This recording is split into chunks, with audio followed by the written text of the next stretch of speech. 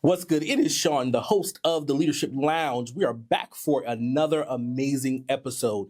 The Leadership Lounge is our opportunity to talk to founders, CEOs, and leaders from across the country who are killing it in their industries and really making an impact in leadership. You're tuned in for another amazing episode.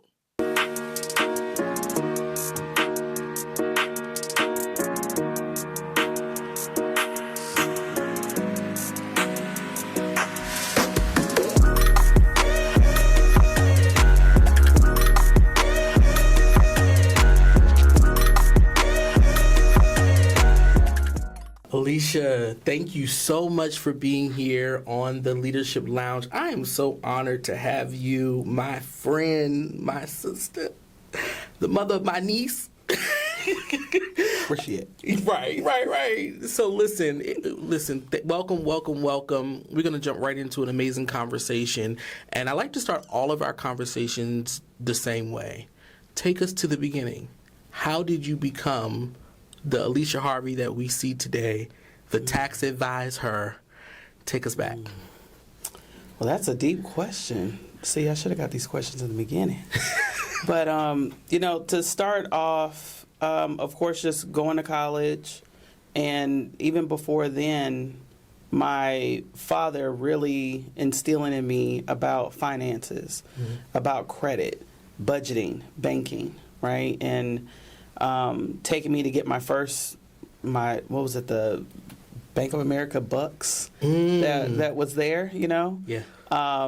So that's how it really started, just my financial knowledge, right? And going to college, studying accounting, and fast forward, and I had a job, and I really wasn't fulfilled. And honestly, I wasn't paid that much. So I was like, I need to go find something else. So I went job to job, right? And it wasn't until, I had a friend, she said, hey, Alysha, the IRS cleared out my account. And I said, what? They cleared it out, girl? And here's the thing, what I know now, the IRS doesn't just come just because. Yeah. And so I said, hey, I'll help, right? And I've always had a helping hand, right? And helping those that need my assistance and need my expertise or just, less fortunate than me. So I've always been the person to help. And that's what led me into what I do today, which is helping entrepreneurs, helping executives and with their financial or tax problems, whether it's a consultation here or a tax plan there. And it's just become who I am and all that I do, and especially after having my daughter, Nova. And, it's another level of care. And, it's just life experiences have really shaped me. Wow, that's phenomenal. And for our viewers who are watching and may not know, Alysha and I are very good friends, but we have also done business together. We have. And when you talk about that care, I have been a firsthand recipient of that level of care and attention that you apply to finances and taxes. When I started on this journey, I was very wet behind the ears, didn't know very much about entrepreneurship, definitely didn't know much about finance. And I do credit you, and I do this in private and in public, that a lot of what I know now about business, how to read a profit and loss statement, how to look at a balance sheet, how to understand your chart of accounts, I credit that to you. You took special time to sit with me and not just make sure I get it, but make sure that I can learn it and then share it. Yeah. You're really big on making sure that the folks that you work with, that they're not just good for themselves, but they're good for other people. Yeah. You have a lot of accolades. You have accomplished a lot. But of those accomplishments, there's one I like to talk about. You are the first Black woman to become a certified tax strategist through the American Institute for Certified Tax Planners. Yeah. What does that mean for you? Man, I will say getting the certification initially was a joy. But then as I got off the stage and, my peers were like, congratulations, I immediately was kind of overwhelmed because I'm like, man, I don't get this much attention and all that stuff. But then fast forward, another colleague said, there's no one in the state of Georgia that's Black and as a woman. No one. Wow. And I said, like right now in the 21st century? They're like, no. I'm like, wow. So immediately it became a burden. But it's a blessing, right? And a lot of times we're blessed with burdens because we're the ones that were here to carry it. Yeah. But I took it as it's my responsibility to share this opportunity with other professionals that I come across. And so what I did was, in order for me to lift what I felt, because it was heavy, I said, you know what, let me go to the owner, let me go to the spokesperson. And I went over to her and I said, hey, Dominique, can I become a mentor? She said, absolutely. And I said, my purpose, even though you didn't ask me, my purpose is to empower other black women. Yeah. And to honestly empower women in general, because I'm a feminist, right? And so I told her, I said, we need more women in the room. When I look across at our conference, it's an amazing conference. A lot of great information, a lot of great connections, but I don't see much of me. Whether it's a woman or it's black, I don't see much of me. And in order to bring more people in order to keep them here, and for them to say, hey, I want to become a strategist, I want to do all the things that come with it, they need representation. And that's how I'm able to move it forward. And I thought, hey, let me go and start my own mentorship. Let me go do this.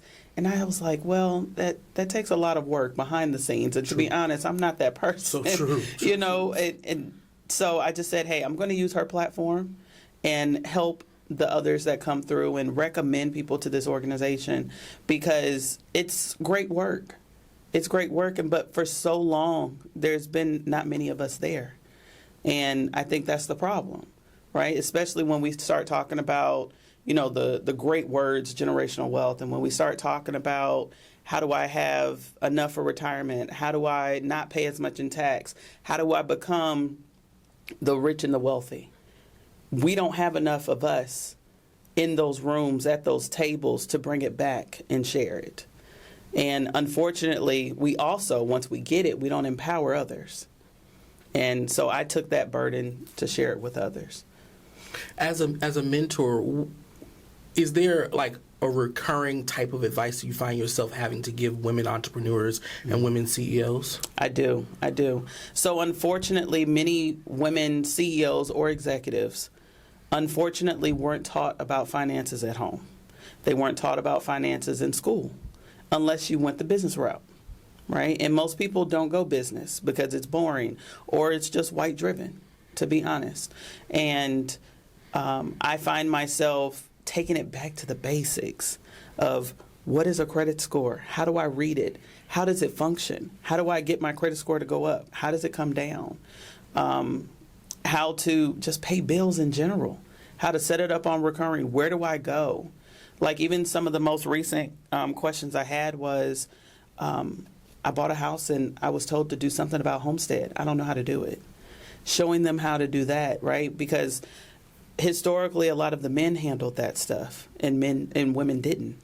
And so now we're in that era where women are having to do things themselves, and they may be embarrassed, they may be ashamed to go ask a man to show them, right? And sometimes in this world, in my industry, the men laugh at the women when they ask that, or they laugh and belittle them.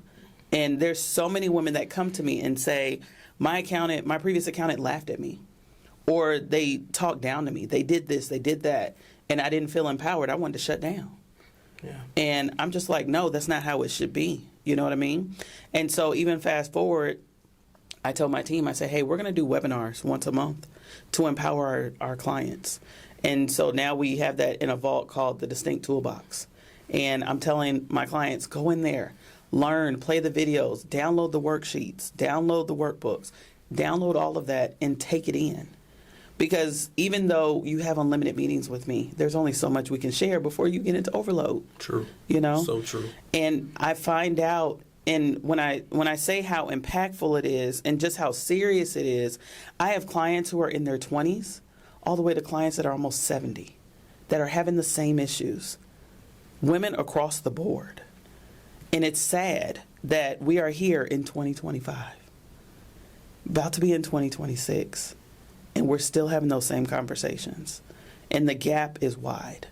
And in order for us to shrink it, it's going to take all of us, a collective unit, to move it forward. Yeah. You know, what's interesting, while you were talking, it took me back to my first experience with an accountant. Mm-hmm. And, you know, that was a really hard experience for me. Yeah. The accountant was talking over my head. She was saying so many things I didn't understand, you know, terms I had never heard.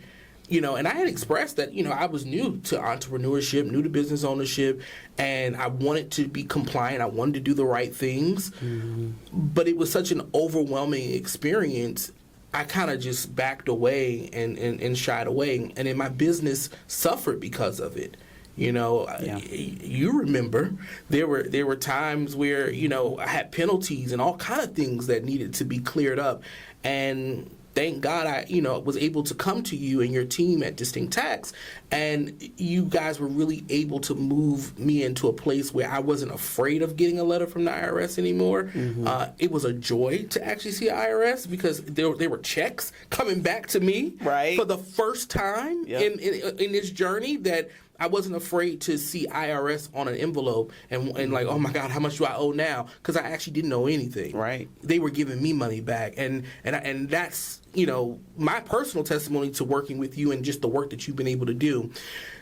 Take us on a little journey, on your leadership journey. You know, every leader faces setbacks. Mm-hmm. Undeniably, 2023 was the year. It was the year that I will never forget in entrepreneurship, because it was the year that we lost 90% of our revenue. We lost more than half of our clients in a matter of a week.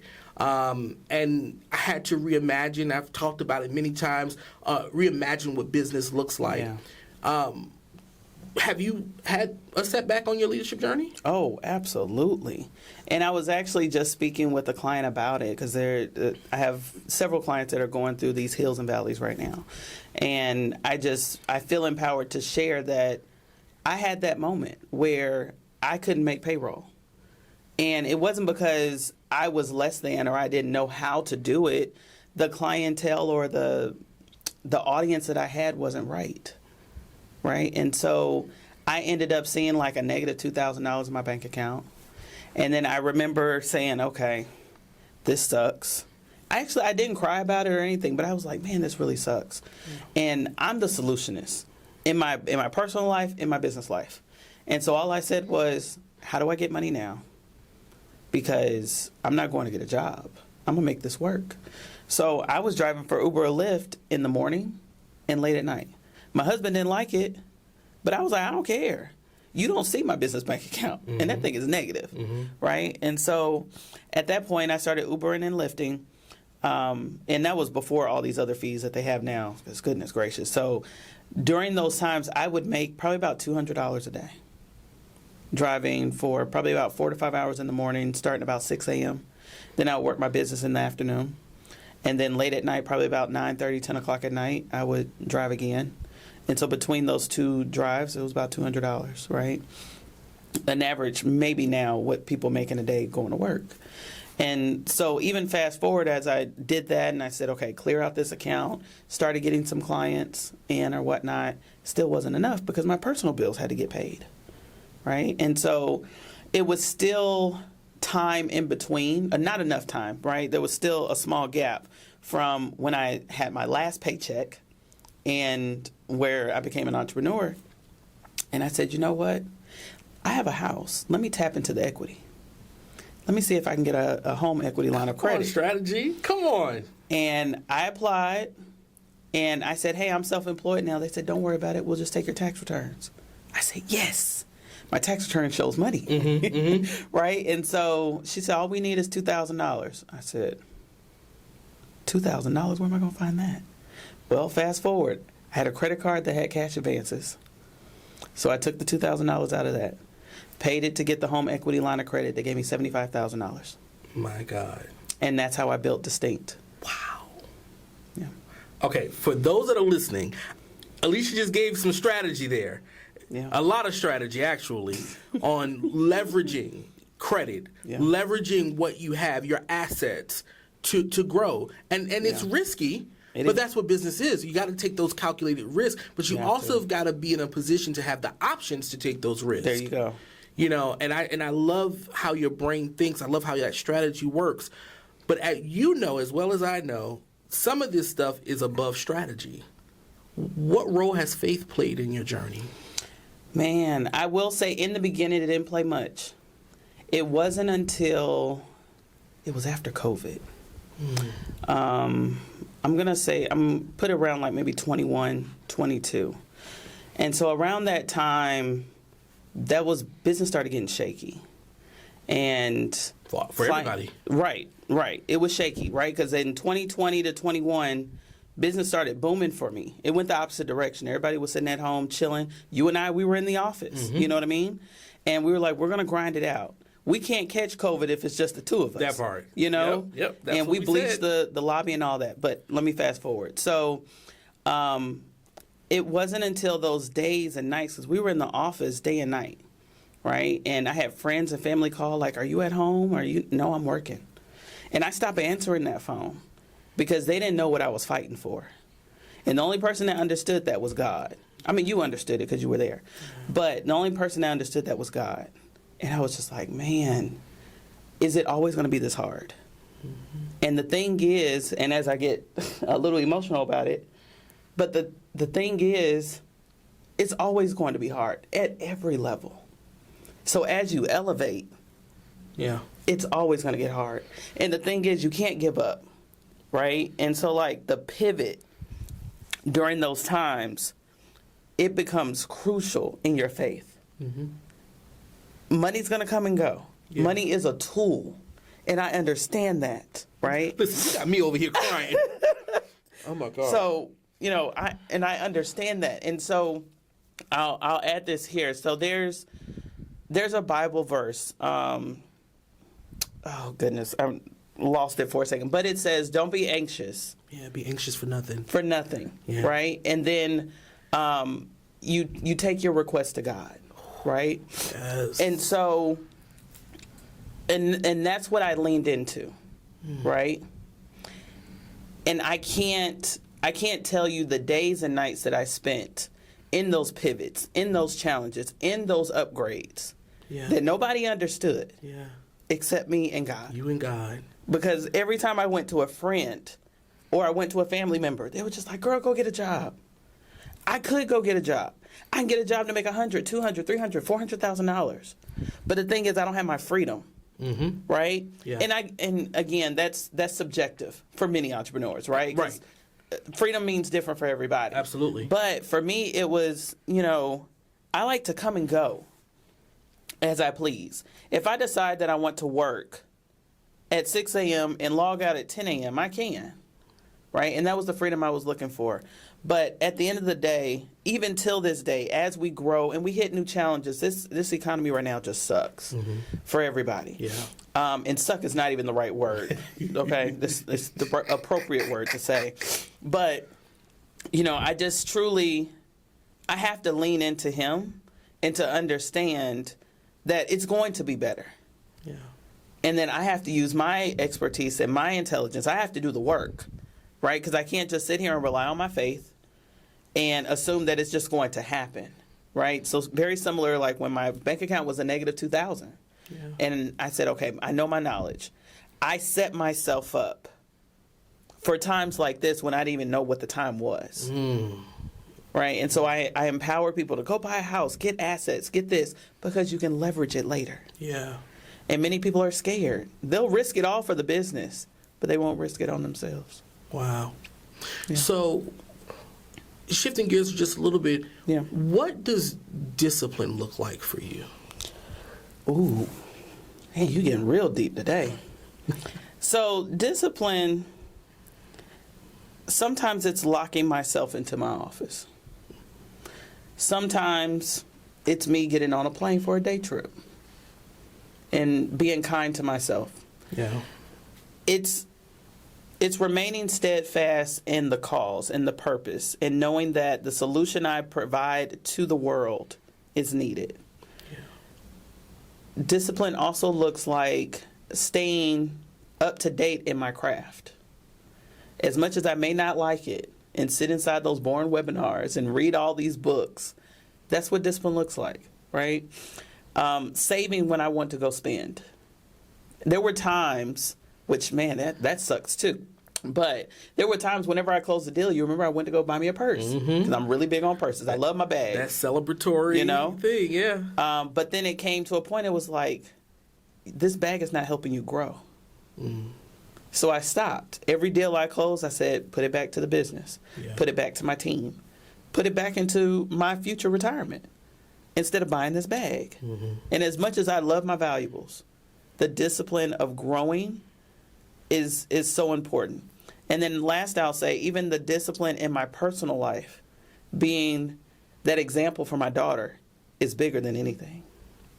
Wow. Yeah. That's really good. When I meet with entrepreneurs, I often share with them something that I call sacred Sundays. Okay. And that's kind of how discipline shows up on a weekly basis for me. My sacred Sundays is not what you think. It's really an opportunity for me to prepare for the week. What I have learned on my journey is preparation is key.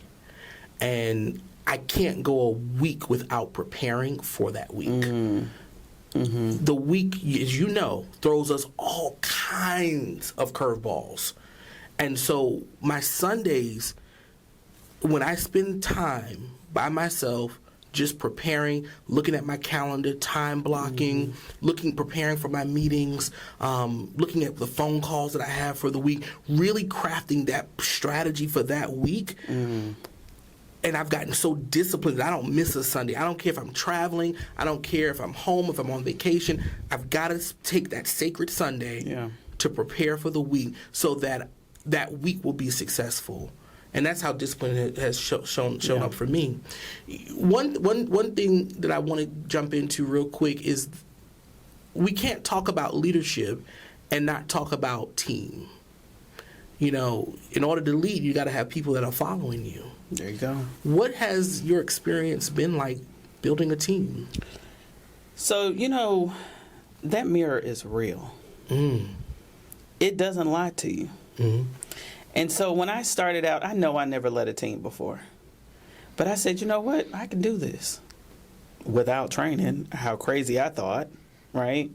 And so I hired people and I said, hey, do this. Hey, go do that. And I'm sitting here micromanaging every single thing. But I was, in my mind, it was okay. But my team, they were like, not okay. But no one was bold enough to say, Alysha, this is not it. The way that they told me was resigning. The way that I was told was by terminating. And it wasn't until, let me see, I had my first staff member in 2019. And maybe late 2018, but 2019. And I brought her on. I had no SOPs, really didn't have processes, right? Didn't really have a CRM, none of that stuff. I just had my tax software. I had QuickBooks. That was it. And we had our whiteboard that had a list of everything we had to do, right? And there was nothing of the do's and don'ts. And it wasn't until she gave away some free services, sent out some emails. And I mean, at that point, I was fresh in the game in terms of being full time. She gave away like $1,000 worth of services. I said, oh no. I said, that's detrimental for us. I can't believe you gave away $1,000 worth of services. Oh my God. Well, fast forward, I had another moment where I had a friend come work for me. And she's a very blunt, straightforward person with me. And she said, Alysha, you don't know how to lead. You need some training. Your turnover, every time I talk to you, you fire somebody. Every time I talk to you, you got a new person in. Every time I talk to you, this, that, whatever. That was the first one. Then the next one, I had a client that said, I can't be here because it seems like you got a new person every single time. That's some hard truth. It was. That mirror, that reflection was hard. Wow. And so it wasn't until then I said, let me go get some training. I couldn't afford to pay for training. Let's be real. I couldn't afford to pay for it because I was like, my salaries come first. So I said, let me go to YouTube University. Went on there, started watching stuff, did work. There were some free workbooks and worksheets online, downloaded those, did the work. And so at that point, I stopped hiring for a minute. and ended up doing this one hire with someone who's still here with us. And I was very transparent. What I've learned about leadership, being transparent and honest with your team, helps and goes a long way. And so now, fast forward, here we are. We have SOPs, we have processes, we have procedures. My team has training, and they can learn how to do things without me being involved. And that's what I learned as a leader, that if we don't have processes, we don't have procedures, you don't have systems, you just created another job for yourself.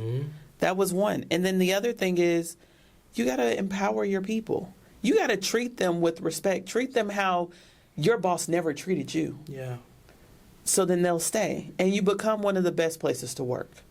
And now, today, I can truly, proudly say that the team I have, I love them like my own family. And vice versa.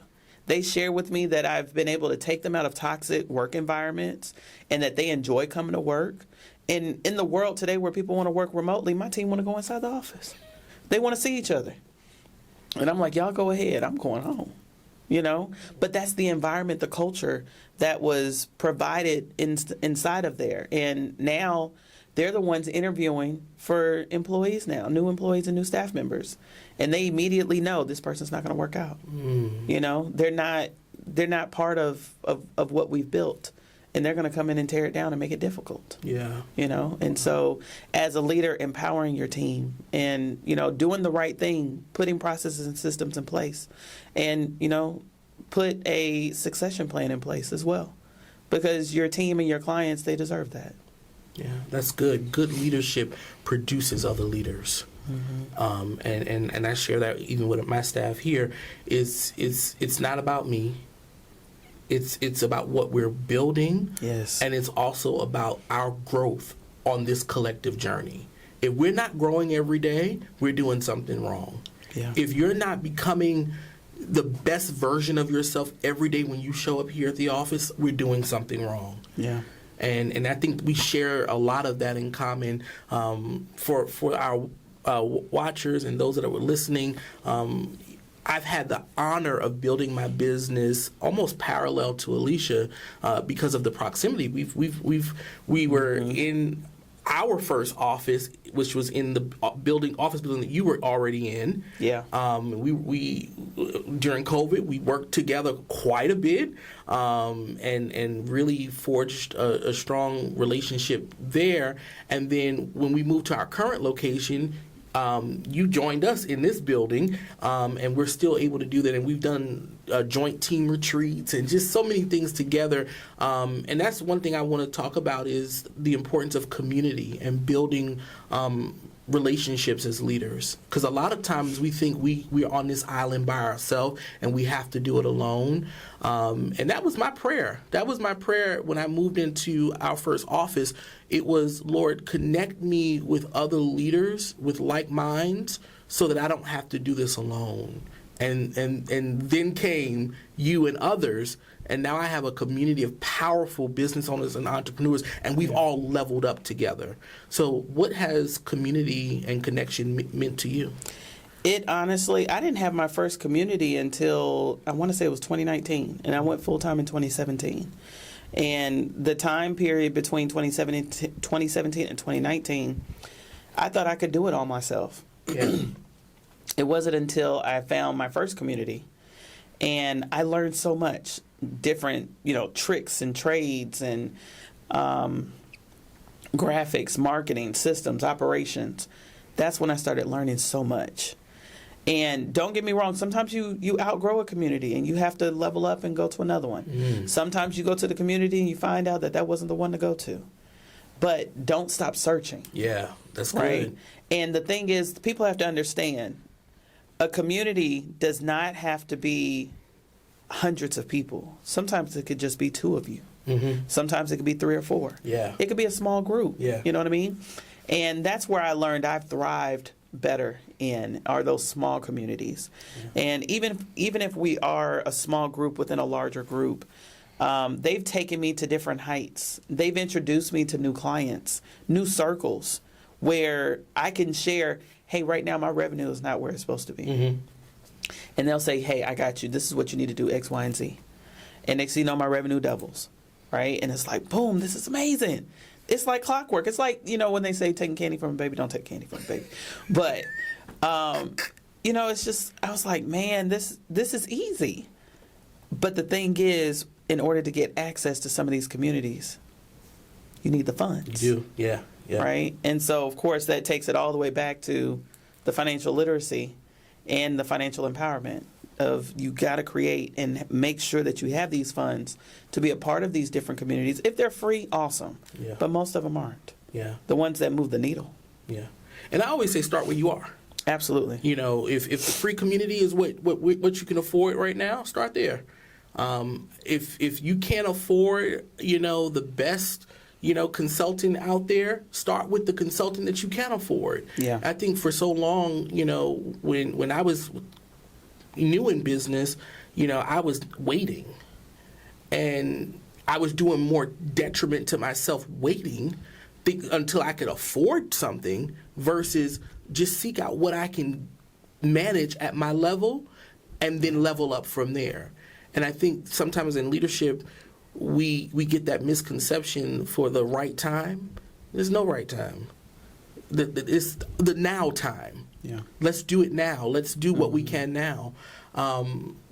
Motherhood. You have a 1-year-old who I affectionately call my niece. How has motherhood changed your leadership?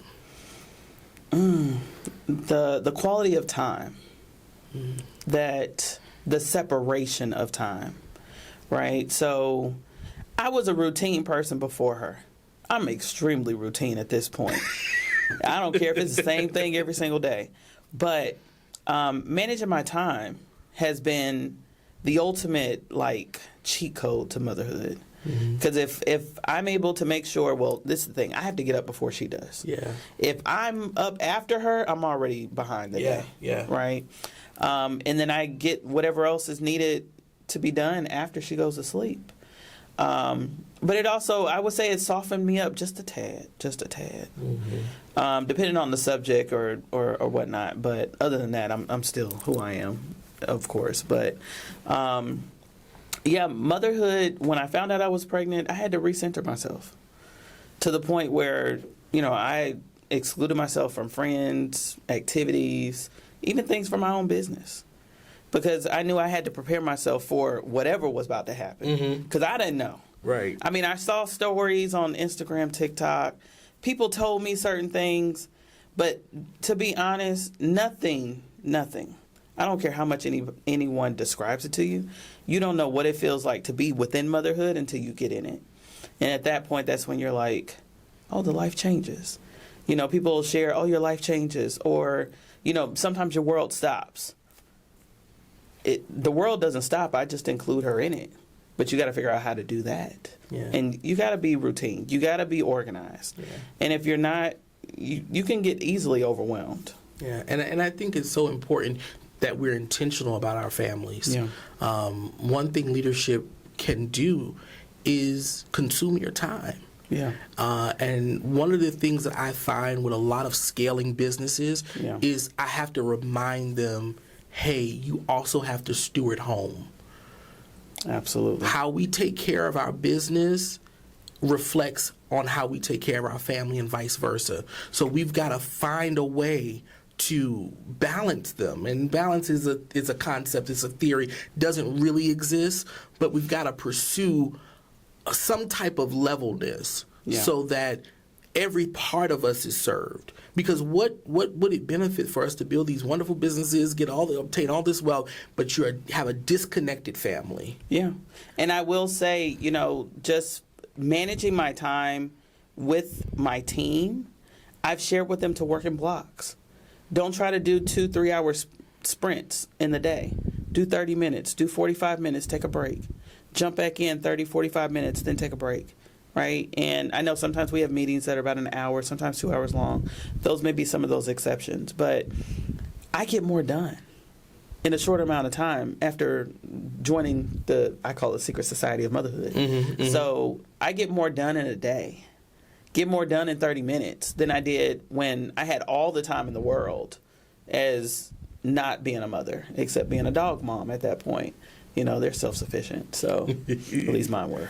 Yeah. So author, multiple businesses, philanthropy. What's next for you, Alysha?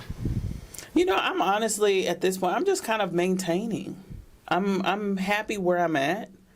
Now, what do I desire? I would love to be an interior designer. Completely different from what I'm doing now. Now that's on the other side of the brain. Completely different. Completely different. And I mean, one day, I know it's been always my dream. But then I went into the financial world, because that's where the money was. Ultimately, I didn't know how to make money with interior. Still don't. But one day I'll get there. But at least right now, I'm happy where I'm at. That's beautiful. That's beautiful. So we like to end every episode with a game here at the Leadership Lounge. And it's a real simple game, I promise you. Nothing outlandish. It's this or that. Okay. So I'm going to ask you 2 questions, and you're going to pick one or the other. Okay. So the first question is, this or that, waiting on the promise or managing the blessing? Waiting on the promise. Okay. Second question, a short getaway or a long vacation? Short getaway. For real? Long vacations kind of stress me out because then I get bored. I get bored easily. Okay. So that could be some ADD situation kicking in. But short vacations always kick it off for me. Even, I used to do day trips. And sometimes I did them by myself. Most times I did it with someone else. And that quick refresh, that quick reset, even if it's just a weekend, that feels better to me than spending somewhere for 7 days, because I lose my routine. And it's like coming back in, I'm like, man, why did I take 7 days? I should have just took 3. I hate that feeling when I come back from a long vacation. Yeah, I'm like that too. I'm good for a good getaway. It truly allowed my mind to take a break, and then I'm like, okay, let's get back into it. Business could be like a drug at times. It can, especially when it's hitting. When it hits. When it hits, you're like, oh, do it again. And then when you're off your horse, you're like, oh my goodness. Yeah. It's like you were kind of greed when you kept going in, and then it slips. Yeah. So, I want to thank you for coming to have an amazing conversation here at the lounge. How can people stay in touch with you? Oh, well, absolutely. So, of course, my website, taxadviseher.com. Tax Advise Her, that's TAXADVIZHER on all social media platforms. And feel free to reach out to me. I'm there. I'm the one that's responding to the DMs. All right. Alysha, we can't wait to have you back on the Leadership Lounge. Thank you so much. Thank you for having me. This is fun. Thank you. Likewise.